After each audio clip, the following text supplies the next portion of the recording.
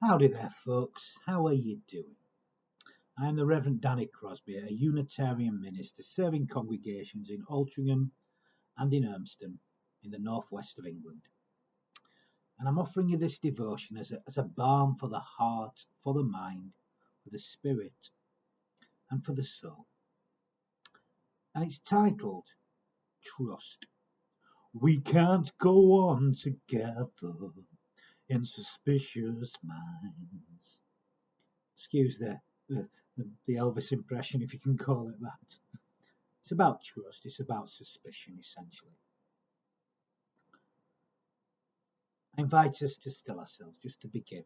Let's invite a loving presence to be here amongst us and to awaken from deep within us all.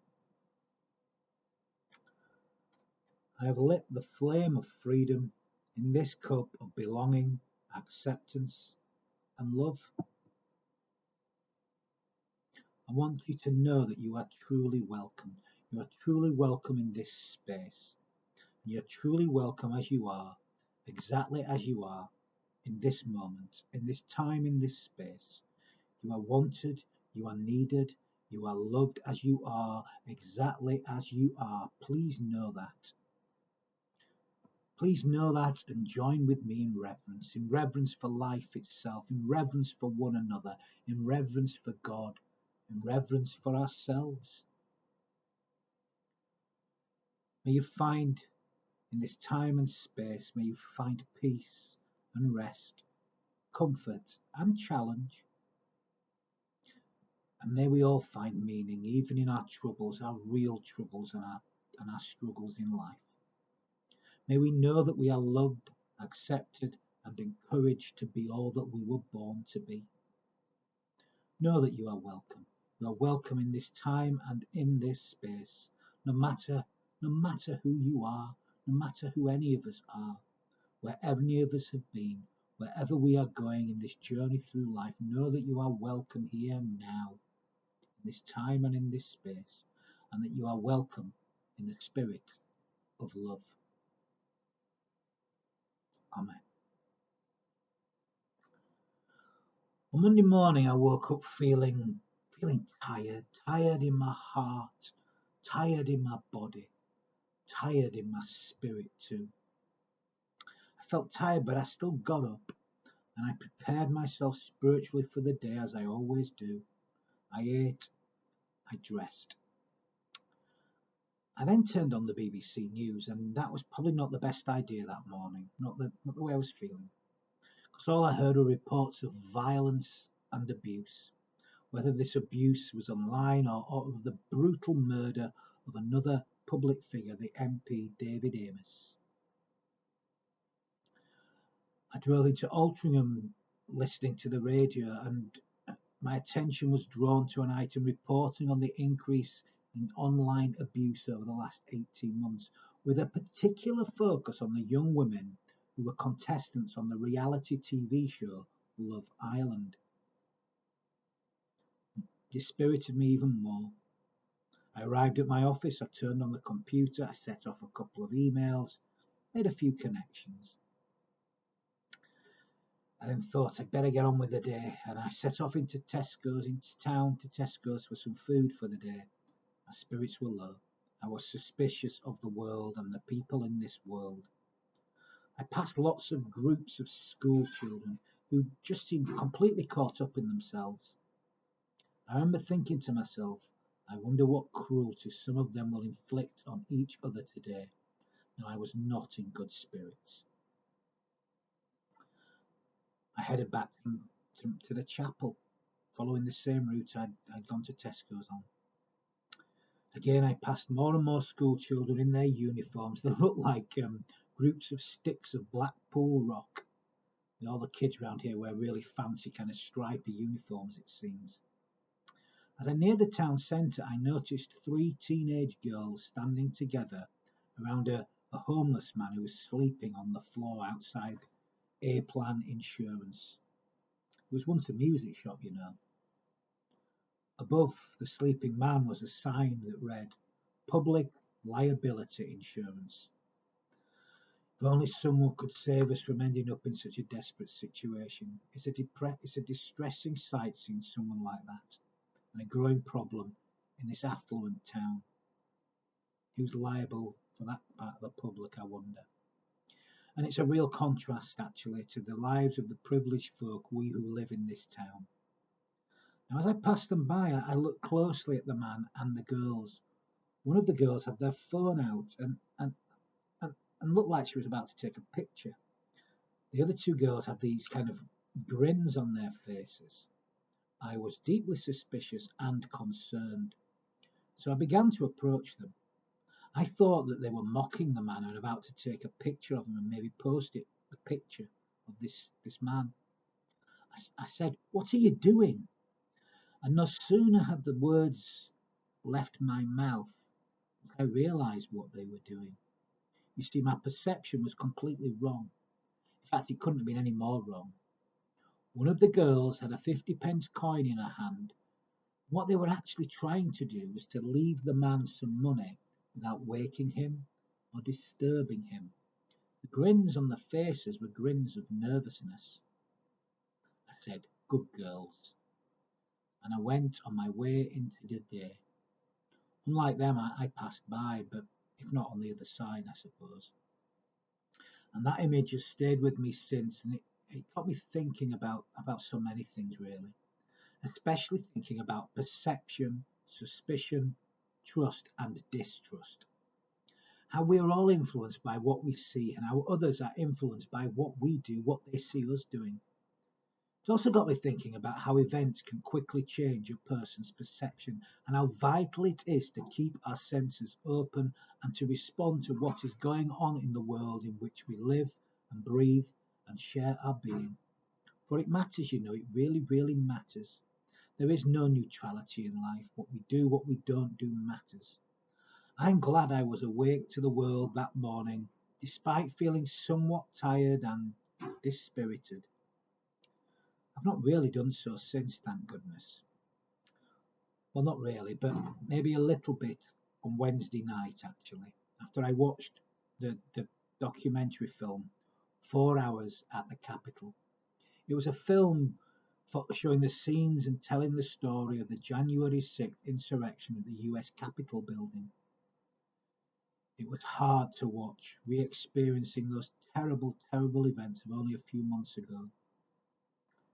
We live in challenging times in this our world, throughout our world, and I am deeply concerned for liberal democracy. What will happen? We live in divisive times, and there are forces at work in this world which want to divide us even more. We seem to be living in an age of distrust. Folk are increasingly suspicious of those around them, feeling it is fed from a variety of sources. Some blame the media, which is an easy scapegoat, isn't it? But when you think about it, the truth is that as individuals on social media, aren't we just as responsible for feeding our fears and the fears of others and negativities and suspicions? Aren't we as responsible? We don't live apart from it. We are the media ourselves, actually. It's not a separate entity from the rest of humanity. Isn't it just another idol that we've grown to distrust? The truth is, without some level of trust, we cannot function, whether as individuals or as society. Without a level of trust, liberal democracy collapses, and look what happens when that occurs. We only need to remember the horrors of the middle of the 20th century in Europe to see the results of that. Surely no one wants that repeated ever again. But sadly, we don't seem to trust anymore. We are suspicious. People feel frightened of so many things and they respond from this fear at times. I did on Monday morning. I was suspicious of 3 teenage girls who were actually doing something beautiful. How wrong I was. We need trust. It's an intrinsic aspect of human nature. It is the foundation of healthy psychological development. And this is first established in the bond between infant and caregiver. a process facilitated by the hormone oxytocin, actually. Trust is defined most simply as the expectation that other people's future actions will safeguard our interests. Without trust, without trust, without trust, social life and society cannot exist. And you know what? We trust others all the time as we hand ourselves over to the expertise and cares of others so much in life. We yield some of our control and some of our autonomy over money, over secrets, over safety, over all the things that we value. Without trust, we would be paralyzed and social life would grind to a halt. It is trust, actually, not money, that makes the world go round. It's trust that powers society. Without trust, we cannot function. Society crumbles. Maybe it's trust that's really the Leviathan that Hobbes talks about in his book all those centuries ago. Maybe trust is the Leviathan. Maybe, maybe not. Maybe our problems are because we don't trust as we once did, or we trust less. We don't even trust ourselves. Do we trust each other? Do we trust life itself? Is it this lack or this decreasing trust that's causing so much fear?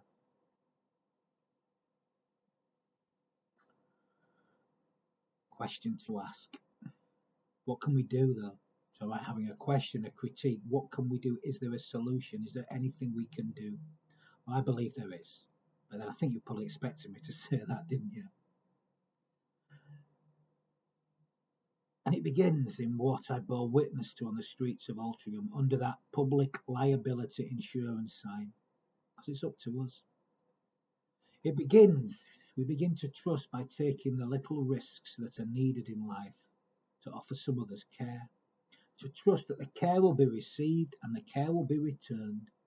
To live by faith, if you like. Faith in ourselves, faith in each other, faith in life, faith in God, however we understand God. But faith is not a passive thing. It comes alive in our actions and our activities. The book of James stated faith without works is dead, didn't it? Well, I've learned that true faith is actually in the works themselves. Faith either grows or diminishes in and through our works, in how we live. And it don't come in the big things, you know. It comes in the little things. Thus saith the Lord. It comes in how we are as we interact with others, whether in coffee shops or in the supermarket or on the phone when another customer service person makes their 50th call of the day. It comes in how we are with the person collecting money for another worthy cause. Do we occasionally stop, or do we do all we can to avoid them? Do we sneer at them sometimes? Do we give without asking someone what they are going to spend their money on? I saw this only the other day outside Marks and Spencer's. Why ask that homeless person what they're going to spend your 50p piece on when you already probably know? Why make them feel any smaller than they already do? Does it make you feel better? Why not offer a smile to a stranger in the street just for the heck of it? 99% will feel better. Only 1 or 2 will look back in distrust and in suspicion. Most will feel better. Let them know that life is okay. Yeah, right, life's not yet paradise, but it's okay. You know, that smile might be the first smile they've seen in a long time. It might just change their day. When you're with strangers at the bus stop or wherever, or queuing for something else, enjoy the most mundane conversations. Especially talk about the weather, you know. It's what connects us all, after all. We're all concerned about it. Those seemingly mundane conversations are what connect people, actually.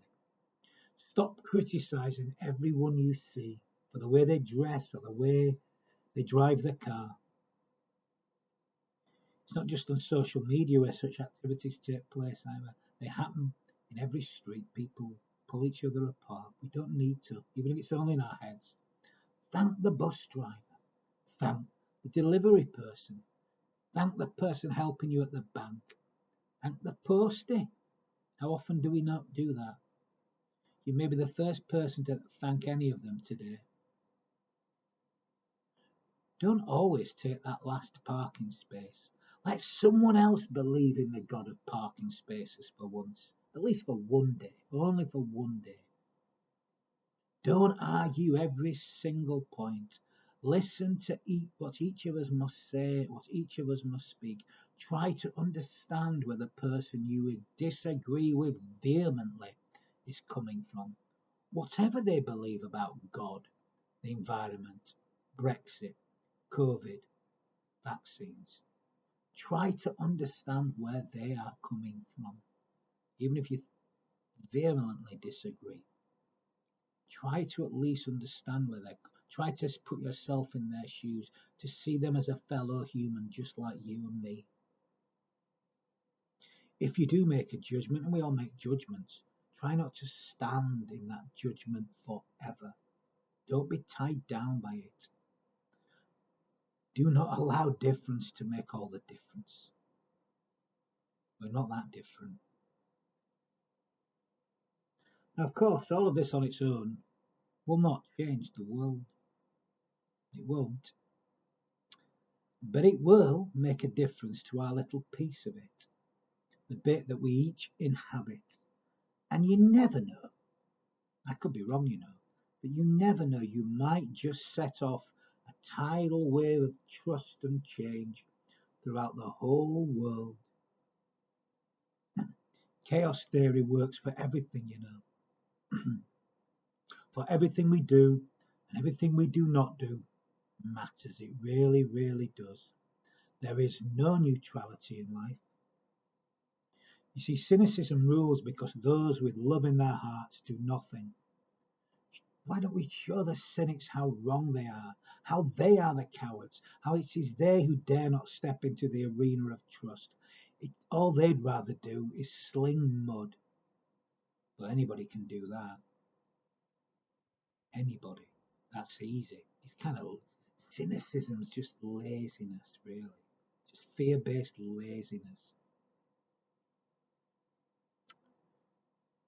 So get in the arena. Now, this will insulate us from suffering, by the way. Horrible things are still going to happen because horrible things happen. Often, usually, in fact, if you think about it, through no fault of our own, they just happen. But living in trust, in faith, will save us from the suffering within the suffering. That suffering which leads only to despair, that state of utter hopelessness.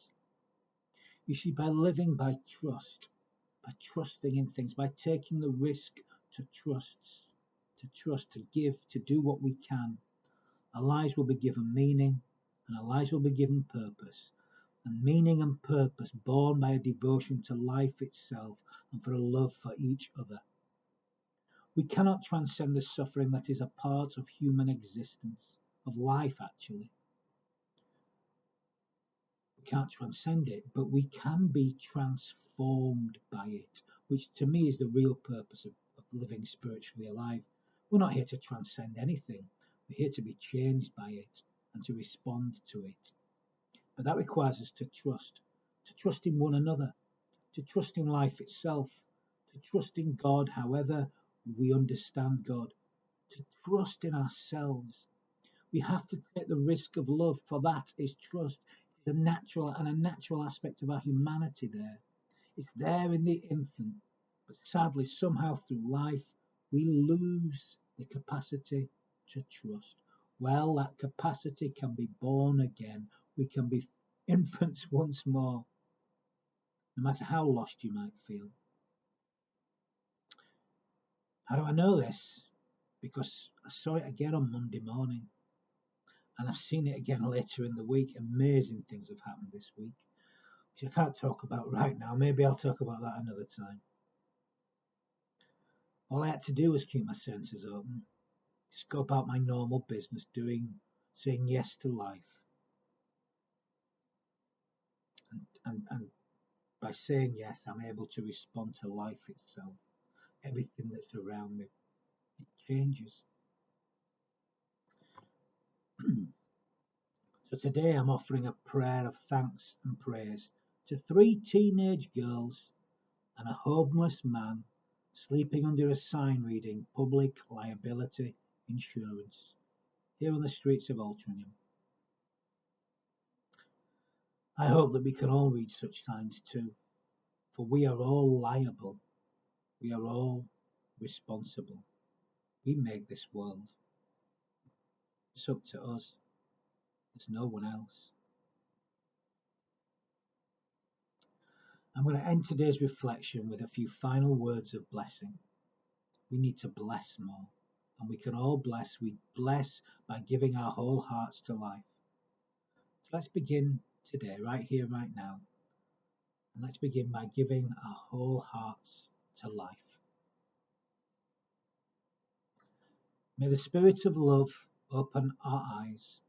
May it shine light even upon the darkest of days. May we recognize the sacredness of one another, the sacredness of all life in all time and in all spaces. May we experience a thickening of all this time. May we know the thin places in life. And may we bring the sacred vision of life and love to life with us. And may we do so in all that we feel, in all that we think, in all that we say, and in all that we do. Let us go in love and in peace. Amen.